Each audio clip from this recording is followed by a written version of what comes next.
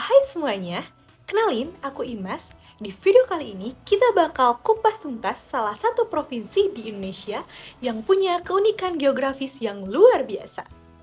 Yap, kita akan menjelajahi Provinsi Sulawesi Tenggara. Provinsi yang terletak di ujung tenggara Pulau Sulawesi ini punya cerita menarik dari segi geografi. Dari dasar lautnya yang dalam sampai budayanya yang kaya. Jadi, siap-siap ya karena kita bakal bahas dari perspektif geografi yang seru banget. Ready? Let's go! Oke, sebelum ke materi yang lebih dalam, aku kasih tahu dulu nih posisi Sulawesi Tenggara di peta kita. Secara astronomis, provinsi ini terletak di 2 derajat 45 menit sampai 6 derajat 15 menit lintang selatan dan 120 derajat 45 menit sampai 124 derajat 30 menit bujur timur. Bayangin aja, provinsi ini ngadep langsung ke Laut Banda di timur, Laut Flores di selatan, terus ada Teluk Bone di barat. Posisinya strategis banget kan? Luas wilayah daratannya sekitar 38.000 km persegi. Tapi yang lebih wow itu, luas lautannya yang mencapai 110.000 km persegi. Iya, kamu gak salah dengar. Wilayah lautnya 7 kali lebih luas dari daratannya. Panjang garis pantainya aja nih mencapai 1.740 km. Makanya Sulawesi Tenggara ini kayak negara maritim ini gitu deh. Provinsi ini punya 17 kabupaten dan kota, dengan Kendari sebagai ibu kotanya. Nah, sekarang kita masuk ke inti materi pertama. Setiap daerah punya karakteristik geosfer yang unik. Di Sulawesi Tenggara, kelima lapisan geosfer ini punya peran penting. Yuk, kita kupas satu persatu. Oke, kita mulai dari bawah dulu ya. Litosfer itu lapisan kerak bumi yang jadi fondasi kehidupan kita. Wilayah Sulawesi Tenggara tersusun dari 3 jenis batuan utama, yaitu batuan sedimen yang paling dominan, batuan metamorf, dan batuan beku. Struktur geologinya kompleks banget karena berada di zona pertemuan lempeng tektonik. Topografinya bervariasi, dari dataran rendah di pesisir sampai pegunungan di tengah pulau dengan ketinggian mencapai 2000 meter di atas permukaan laut. Nah, yang bikin Sulawesi Tenggara menarik itu potensi mineralnya yang luar biasa. Daerah ini kaya akan nikel, dan Kabupaten Kolaka sama Bombana terkenal sebagai penghasil nikel terbesar di dunia. Selain itu, ada juga aspal Buton yang terkenal di dunia sebagai cadangan aspal alami terbesar. Karena berada di jalur tektonik aktif, daerah ini emang rawan gempa.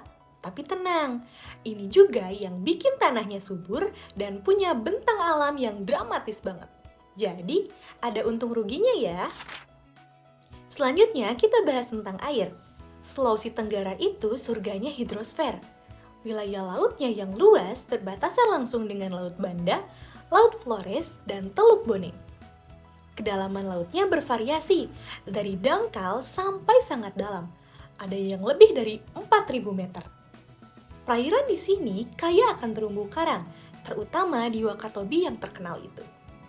Sungai-sungai penting di Sulawesi Tenggara antara lain Sungai Konaweha yang merupakan sungai terpanjang, Sungai Lasolo, dan Sungai Sampara. Sungai-sungai ini fungsinya vital banget untuk irigasi pertanian, transportasi, dan bahkan pembangkit listrik. Ada Waduk Wawatobi yang digunakan untuk PLTA, plus danau-danau kecil di area pegunungan. Yang menarik itu, arus lautnya dipengaruhi oleh arus lintas Indonesia yang membawa massa air dari Samudra Pasifik ke Samudra Hindia. Nah, bicara soal laut, Wakatobi itu surganya penyelam. Tempat ini punya 750 spesies koral dari total 850 spesies yang ada di dunia. Keren banget kan? Biodiversitas lautnya luar biasa lengkap. Sekarang kita naik ke atas, bahas udara yang kita hirup setiap hari. Sulawesi Tenggara punya iklim tropis dengan suhu rata-rata 25-27 derajat Celcius sepanjang tahun. Kelembapannya juga tinggi, sekitar 70-85%. Dan tidak ada perbedaan musim yang ekstrim kayak di negara 4 musim.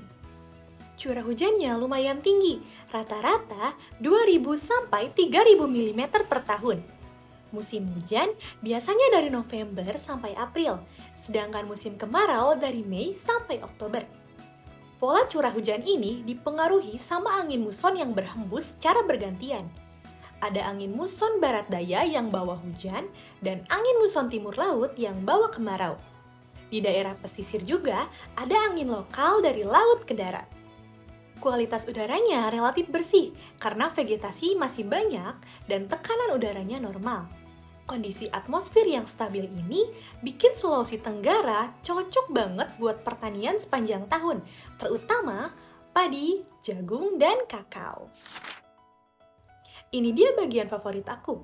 Biosfer itu semua makhluk hidup yang ada di suatu wilayah. Sulawesi Tenggara punya keanekaragaman hayati yang tinggi karena merupakan bagian dari Wallacea, zona peralihan fauna Asia dan Australia. Makanya, banyak spesies endemik yang cuma ada di Sulawesi. Flora khasnya termasuk hutan hujan tropis di pegunungan, hutan mangrove di pesisir yang jadi ekosistem penting, dan padang lamun di perairan dangkal. Tanaman budidayanya ada kelapa, cengkeh, pala, dan kakao yang jadi komoditas unggulan. Nah, faunanya unik-unik loh. Ada anoa yang merupakan kerbau kerdil di Sulawesi dan statusnya endemik. Ada burung maleo yang langka dan dilindungi. Terus ada tarsius, primata terkecil di dunia dengan mata besar yang menggemaskan banget. Biota lautnya juga kaya, ada penyu, dugong, dan lebih dari 750 spesies koral. Ekosistemnya bervariasi, dari hutan primer dan sekunder, ekosistem pesisir kaya mangrove dan lamun, terumbu karang, sampai ekosistem laut dalam. Taman Nasional Wakatobi adalah salah satu dari 10 dive site terbaik di dunia dengan biodiversitas laut yang luar biasa lengkap. Last but not least, kita bahas tentang manusia dan aktivitasnya. Jumlah penduduk Sulawesi Tenggara sekitar 2,7 juta jiwa dengan kepadatan sekitar 68 sampai 69 jiwa per kilometer persegi. Angka ini relatif rendah dibanding provinsi lain. Penduduknya terkonsentrasi di kota-kota seperti Kendari dan Bau-Bau. Komposisi etnisnya beragam, ada suku Tolaki sebagai mayoritas, suku Muna, suku Buton, dan suku Bajo yang terkenal sebagai pelaut ulung. Ada juga suku Moronene, Wawoni, dan masih banyak lagi. Aktivitas ekonomi penduduknya didominasi sektor primer seperti pertanian padi dan jagung, perkebunan kakao dan kelapa, serta perikanan. Sektor sekundernya ada pertambangan nikel dan industri pengolahan. Sedangkan sektor tersiernya berkembang di bidang perdagangan dan pariwisata. Pola pemukimannya menyebar di pesisir, mengikuti garis pantai, memusat di kota-kota kabupaten, dan ada pemukiman nelayan di pulau-pulau kecil. Infrastrukturnya terus berkembang dengan pelabuhan Kendari sebagai hubungan perdagangan, Bandara Haloleo, dan Jalan Trans Sulawesi yang menghubungkan berbagai daerah. Oke, sekarang kita apply 10 konsep geografi dalam konteks Sulawesi Tenggara. Ini penting banget buat memahami fenomena geosfer yang terjadi di sana. Konsep pertama adalah lokasi. Lokasi itu posisi suatu objek di permukaan bumi. Lokasi absolut Sulawesi Tenggara adalah 2 derajat 45 menit sampai 6 derajat 15 menit lintang selatan dan 120 derajat 45 menit sampai 124 derajat 30 menit bujur timur. Sedangkan lokasi relatifnya adalah di ujung tenggara Pulau Sulawesi, berbatasan dengan laut di 3 sisi. Posisi strategis ini di jalur pelayaran Indonesia Timur membuat Kendari jadi hubungan perdagangan yang penting. Konsep kedua adalah jarak, yaitu rentang pemisah antara dua tempat. Jarak Kendari ke Jakarta sekitar 2.200 km lewat udara. Jarak antar pulau di Wakatobi berkisar 20-50 km. Karena jarak yang jauh dari pusat pemerintahan, pembangunan infrastruktur jadi prioritas utama di Sulawesi Tenggara. Konsep ketiga adalah keterjangkauan atau aksesibilitas, yaitu kemudahan untuk mencapai suatu lokasi. Kendari mudah dijangkau lewat udara dan laut, tapi pulau-pulau terluar seperti Wakatobi butuh transportasi khusus kayak kapal atau pesawat kecil. Daerah pedalaman Konawe masih sulit diakses terutama saat musim hujan. Keterbatasan akses ini mempengaruhi distribusi barang dan pemerataan pembangunan. Konsep keempat adalah pola atau pattern, yaitu bentuk atau susunan fenomena geografis. Di Sulawesi Tenggara, pola pemukimannya linear, mengikuti garis pantai. Pola aliran sungainya dendritik, bercabang seperti pohon. Pola pertaniannya mozaik di dataran rendah, dan pola terumbu karangnya melingkar di Wakatobi membentuk atol. Pola-pola ini mencerminkan adaptasi manusia terhadap kondisi geografis setempat. Konsep kelima adalah morfologi atau bentuk permukaan bumi. Sulawesi Tenggara punya relief yang bervariasi, dari berbukit hingga bergunung dengan ketinggian 500 sampai 2000 meter di atas permukaan laut. Ada datar rendah di pesisir dengan ketinggian 0 sampai 100 meter, bentuk kepulauan di Wakatobi dan Buton, serta banyak teluk dan tanjung di sepanjang pantai. Morfologi yang bervariasi ini menciptakan mikroklimat dan ekosistem yang berbeda-beda. Konsep keenam adalah aglomerasi, yaitu pemusatan aktivitas di suatu wilayah. Ada aglomerasi penduduk di kota Kendari dengan sekitar 400.000 jiwa. Ada aglomerasi industri pertambangan di Kolaka dan Bombana, aglomerasi pelabuhan dan perdagangan di Kendari dan Bau-Bau, serta aglomerasi pariwisata di Wakatobi. Akibatnya, terjadi urbanisasi dan kesenjangan pembangunan antara kota dan desa. Konsep ketujuh adalah nilai kegunaan, yaitu manfaat suatu wilayah bagi manusia. Laut di Sulawesi Tenggara berguna sebagai sumber ikan, jalur transportasi, dan destinasi wisata. Hutan menyediakan kayu, hasil non-kayu, dan berfungsi sebagai penyerap karbon. Tambang nikel jadi sumber pendapatan daerah yang signifikan. Tanah suburnya cocok untuk pertanian dan perkebunan. Pemanfaatan sumber daya ini harus berkelanjutan agar tidak rusak. Konsep kedelapan adalah interaksi dan interdependensi, yaitu hubungan timbal balik antara manusia dan lingkungan. Nelayan Bajo beradaptasi dengan hidup di laut melalui rumah panggung. Sistem irigasi tradisional dibuat mengikuti kontur tanah. Pertambangan nikel mengubah bentang alam secara signifikan, sementara pariwisata bahari mendorong upaya konservasi terumbu karang. Interaksi positif menciptakan keseimbangan, tapi interaksi negatif bisa merusak lingkungan. Konsep kesembilan adalah diferensiasi area, yaitu perbedaan karakteristik antara satu wilayah dengan wilayah lain. Wakatobi dikenal dengan pariwisata bahari dan konservasi. Kolaka dan Bombana fokus pada pertambangan nikel. Konawe berkembang di sektor pertanian dan perkebunan, sedangkan Kendari sebagai pusat pemerintahan dan perdagangan. Setiap daerah punya potensi dan masalah yang berbeda, jadi butuh strategi pembangunan yang spesifik. Konsep ke-10 adalah keterkaitan keruangan atau spatial association, yaitu hubungan antara fenomena di suatu tempat dengan tempat lain. Misalnya, tambang nikel di Kolaka diolah di pabrik pengolahan kemudian diekspor ke luar negeri. Laut Wakatobi yang punya biodiversitas tinggi menarik wisatawan sehingga ekonomi daerah meningkat. Kalau hulu sungai gundul, terjadi erosi yang menyebabkan sedimentasi di hilir berpotensi banjir di pesisir.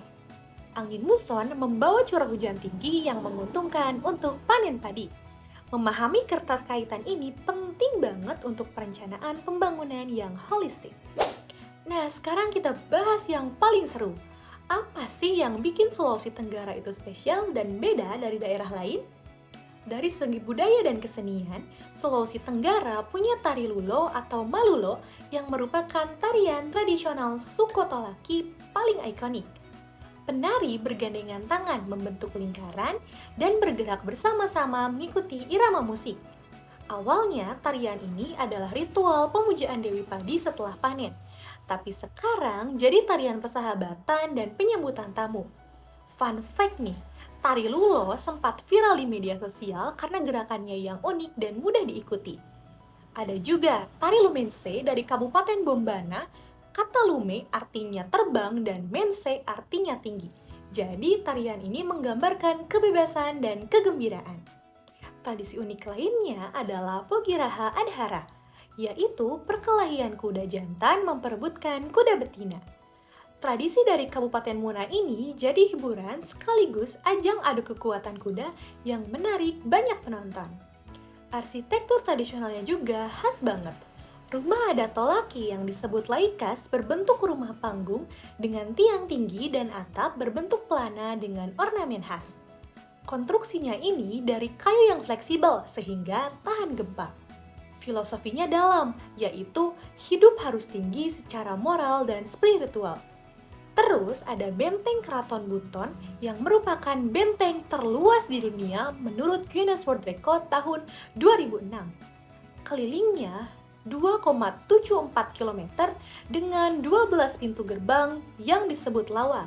Ini peninggalan Kesultanan Buton yang jaya di masa lalu. Kuliner khasnya juga menggugah selera. Ada kusuami, yaitu sagu yang digoreng dengan tekstur renyah.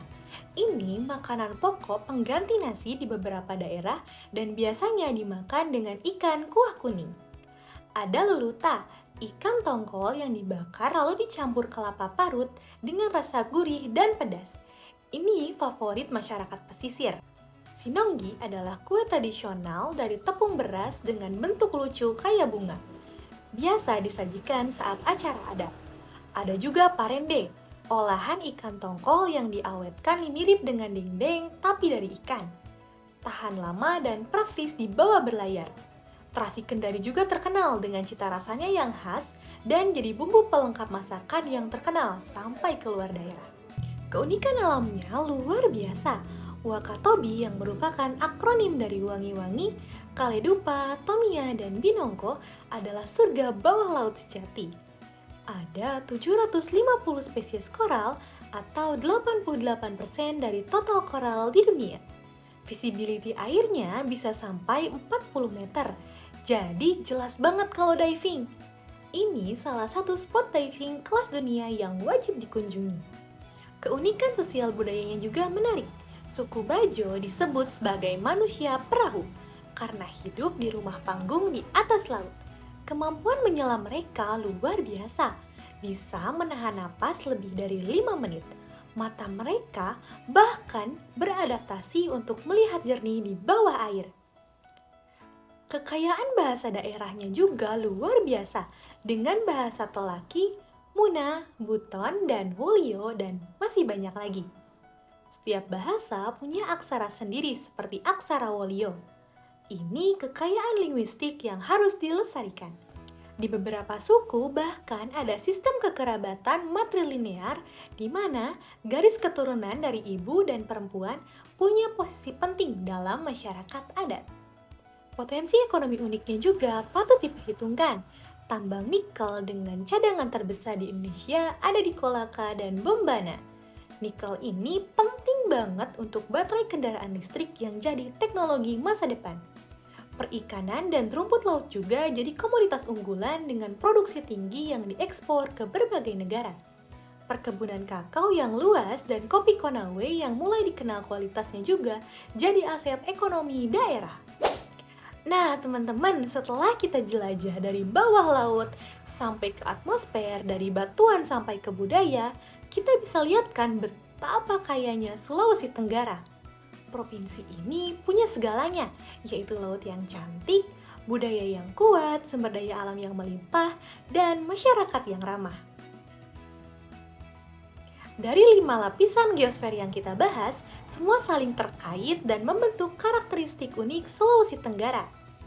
10 konsep geografi yang kita pelajari juga membuktikan bahwa setiap fenomena di Sulawesi Tenggara nggak berdiri sendiri.